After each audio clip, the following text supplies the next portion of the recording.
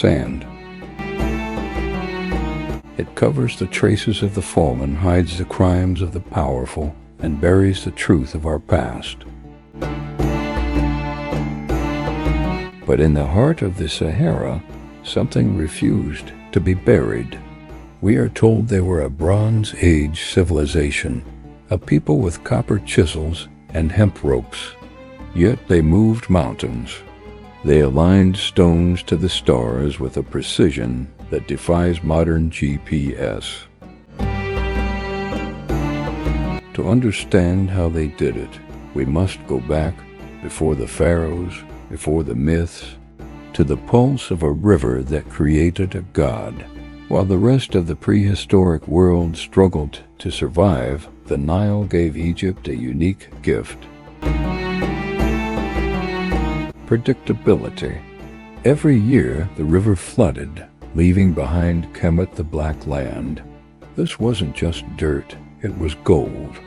It allowed a society to stop searching for food and start searching for the stars.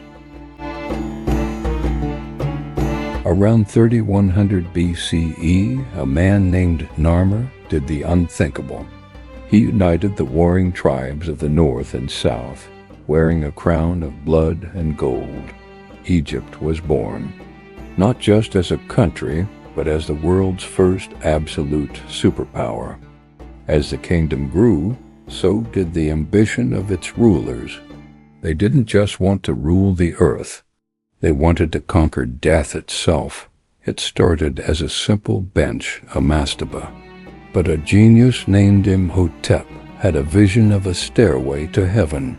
He stacked stone upon stone, creating the step pyramid for King Djoser. This was the spark that lit a fire of architectural madness. The evolution of the pyramid was not without failure. At Medum and Dashur, we see the bent pyramid, a testimony to engineering errors and the steep learning curve of moving millions of tons of limestone. But through these failures came the pinnacle of human achievement, the Great Pyramid of Giza. Built for King Khufu, this monument is composed of 2.3 million stone blocks. Some individual stones weigh 80 tons. If you were to build this today, you would need a fleet of heavy-duty cranes and laser-guided leveling. Yet, it sits on a base that is level within a fraction of an inch. The mystery deepens when we look at the math. The pyramid's dimensions incorporate the values of pi and phi, and its four faces are aligned almost perfectly to true north. How did they do it without a compass? How did they transport massive granite blocks from Aswan, 800 kilometers away? Modern science suggests a complex system of internal ramps and water-lubricated sleds, but the sheer scale suggests a level of social organization the world had never seen.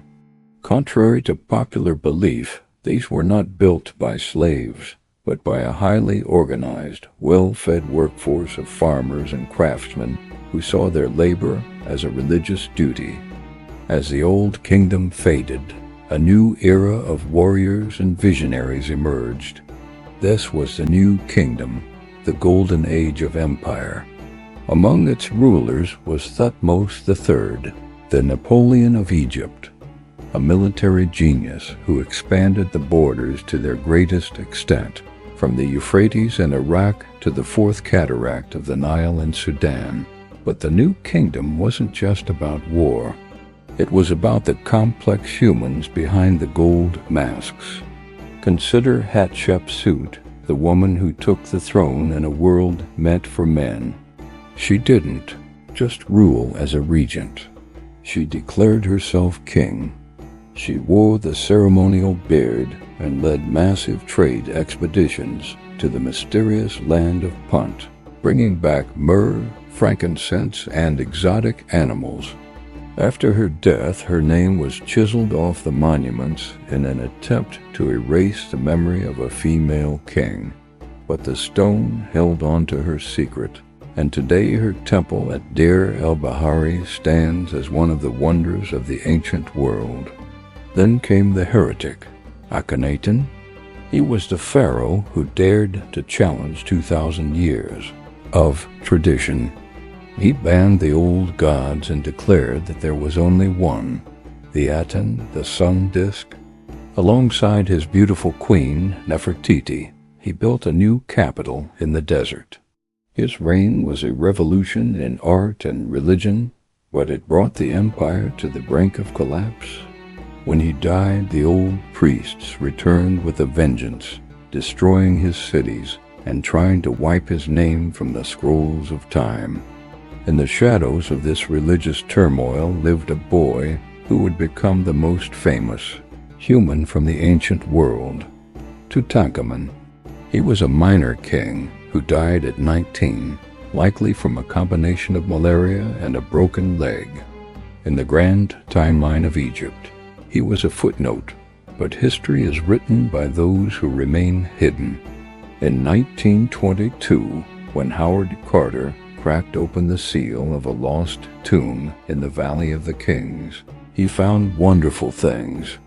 The discovery of Tutankhamun's intact treasury sparked a global obsession that has never faded. It also gave birth to the legend of the pharaoh's curse, as several members of the expedition died under mysterious circumstances. Was it ancient bacteria or something more spiritual? While the pharaohs lived in luxury, their primary focus was always on what happened after the last breath. To the Egyptians, death was not the end. It was a high-stakes journey through a terrifying underworld. To survive this journey, the body had to be preserved. This was the science of mummification. It was a grisly and precise process. They removed the brain through the nose using hooks. They extracted the internal organs and stored them in canopic jars. The body was then packed in natron, a natural salt, for 40 days to draw out every drop of moisture. Finally, it was wrapped in hundreds of yards of fine linen, with protective amulets tucked between the layers.